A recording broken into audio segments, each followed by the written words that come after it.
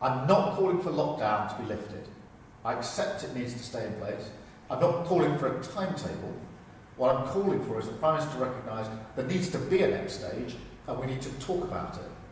We need to talk about it because people need to trust what's going to happen next.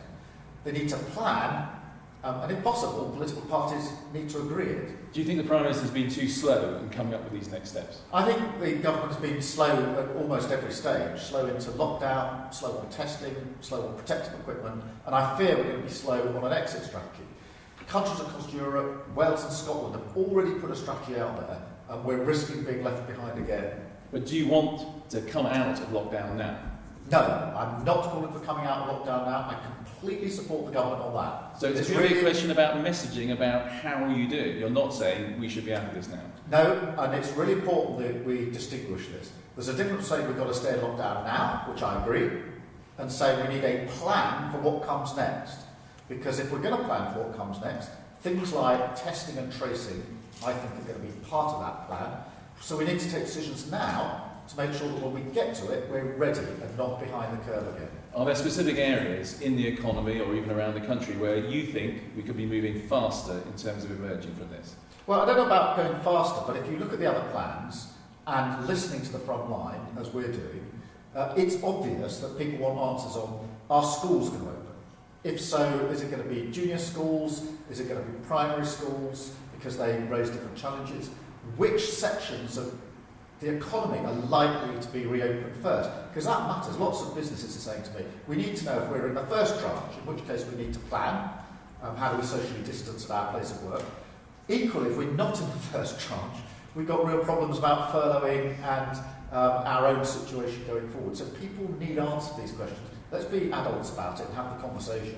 But the government has always said the argument against doing that up to now has been you weaken the central message, which is you've got to stay home to save lives. They've got a point, haven't they? I don't think they're right about that. I think the British public have been incredible in complying with the rules, and the vast majority of people have done it. They know the difference between keeping in lockdown and having a discussion about what comes next. And after all, across Europe, plans have been put out there, in Wales and Scotland, and you're not seeing this feared consequence that people are then ignoring the lockdown. So let's accept lockdown stays now, but a proper discussion about what comes next. Aren't you in danger, though, of looking like you are trying to put pressure on the government to move out of lockdown when the evidence still is that would be dangerous? No. What I'm saying to the government is keep lockdown, but when the time comes for coming out, make sure you're ready. And if we take decisions at the end of lockdown, we'll have then weeks whilst those decisions are implemented, and we'll be behind the curve. I think it's very straightforward. Keep lockdown, plan for the future. You said yesterday that you thought there was a risk that the UK was in danger of being the worst in Europe. Do you think that is the case? Because others say it's simply too soon to start making that comparison. Well, I'm really concerned about the numbers. The government experts made it clear that they had hoped or a successful outcome would be to keep the numbers of those that died tragically from coronavirus to under 20,000. We're now at 26 or 27,000. We're only partway through the crisis. And that's why I said we could end up as having one of the worst death rates in Europe. The government says, well, don't do that comparison yet. But frankly, they're doing that comparison every afternoon. They're putting out a slide comparing us with other countries in Europe. And on that comparison, I'm worried that we could emerge as having one of the higher, if not the highest, death rates. Do you think the government has made mistakes in handling this?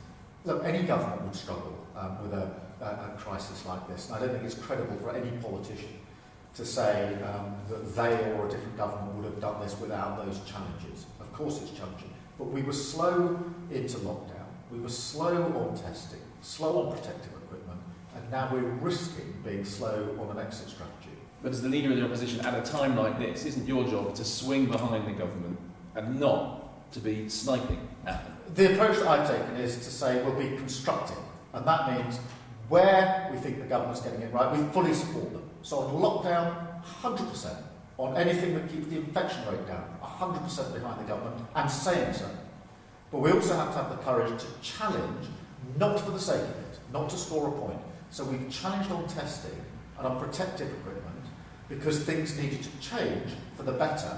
And I think they have changed for the better because of the challenge. They still need to improve further. But the point of the challenge is to get a problem fixed or something done more quickly than it otherwise would have done.